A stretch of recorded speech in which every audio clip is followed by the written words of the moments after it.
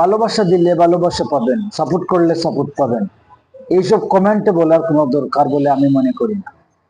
আপনি যদি ফেসবুকে সফল হতে চান, যদি আপনি সত্যিকারের কন্টেন্ট ক্রিয়েটর হতে চান, তাহলে অবশ্যই নিঃস্বার্থভাবে সবাইকে ভালোবাসা দিতে হবে। আপনি আপনার কাজটা শুধু চালিয়ে যান, দেখবেন আপনি সফল হয়ে যাবেন। আপনি কমেন্টে গিয়ে বললেন যে সাপোর্ট করলে সাপোর্ট পাবেন, ভালোবাসা দিলে ভালোবাসা পাবেন, না হইলে পাবেন না। এইরকম ভালোবাসার কোনো দরকার নেই ভাই।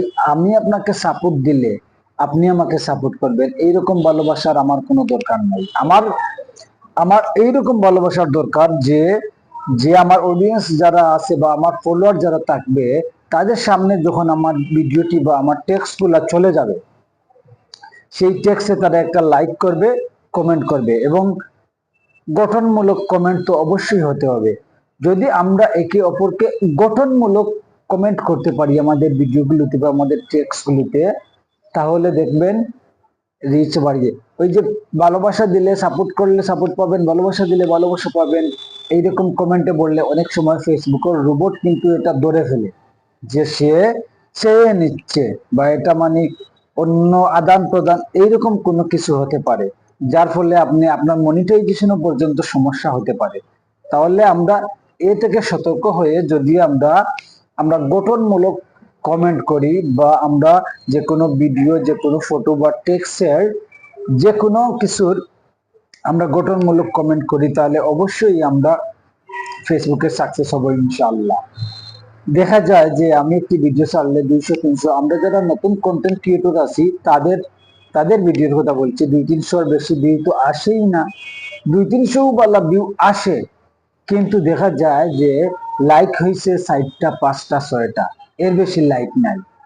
এই যে 200-300 মানুষ যে আমার এই ভিডিওগুলো দেখলো কিন্তু লাইক করলো না, তখন ফেসবুক কি করে? ফেসবুক মনে করে যে এর ভিডিও কন্টেন্ট ভালো না, এই জন্য রিচ কমিয়ে ডাউন করিয়ে দেয়। যদি আপনারা ওই যে 200-300 মানুষ যদি আমার একটা ভিডিও বা ফটো বা টেক্সট আপনারা দেখে থাকেন, তাহলে অবশ্যই আপনারা কমেন্ট নাই বা করলেন, কিন্তু একটা লাইক দিয়ে গেলে আমাদের রিচ বাড়বে। এই যে আমরা নিঃস্বার্থ এই লাইক দেওয়া, কমেন্ট করা, এটাই হচ্ছে নিঃস্বার্থ ভালোবাসা। এই নিঃস্বার্থ ভালোবাসাটুকু যদি আপনি দিতে না পারেন, তাহলে আপনিও সফল হতে পারবেন না, আমরাও সফল হতে পারবো না, আমিও সফল হতে পারবো না। তো আমরা ফেসবুক এমন একটি প্ল্যাটফর্ম যেখানে সফল হতে হলে সবাইকে নিঃস্বার্থভাবে, আপনার টাইমলাইন আপনি ঘুরতেছেন, স্ক্রল করতেছেন, দেখা যাচ্ছে ফেসবুক রোবট যে টেক্সটগুলা, ভিডিওগুলো আপনার সামনে তুলে ধরবে। আপনি যদি আপনি ওই টেক্সট ভিডিওর কমেন্ট করতে হবে, লাইক দিতে হবে। এই তাহলে যদি আপনি এই টেক্সট ভিডিওর ফেসবুক যেগুলো আপনার সামনে দিবে, এইগুলোর যদি লাইক কমেন্ট আপনি করতে পারেন, তাহলে আপনার রিচ বাড়িয়ে দিবে, আপনার যে ফেসবুকের যে একটি মানে গ্রোথ যেটা আছে সেটা বাড়িয়ে দিবে।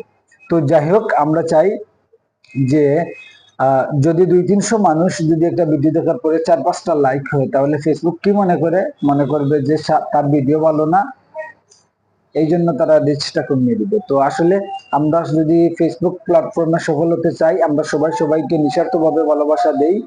আমিও ইনশাআল্লাহ আমার সামনে টাইমলাইনে যারা আসে, আমি সবাইকে কমেন্ট করতে না পারি, অন্তত একটি লাইক আমি দিয়ে যাই। আপনারাও ছবি, ভিডিও, পোস্ট যেগুলো সামনে আসবে অবশ্যই লাইক দিবেন, দেখবেন একদিন আপনি সাকসেস হবেন। ভালো থাকবেন, আল্লাহ হাফিজ।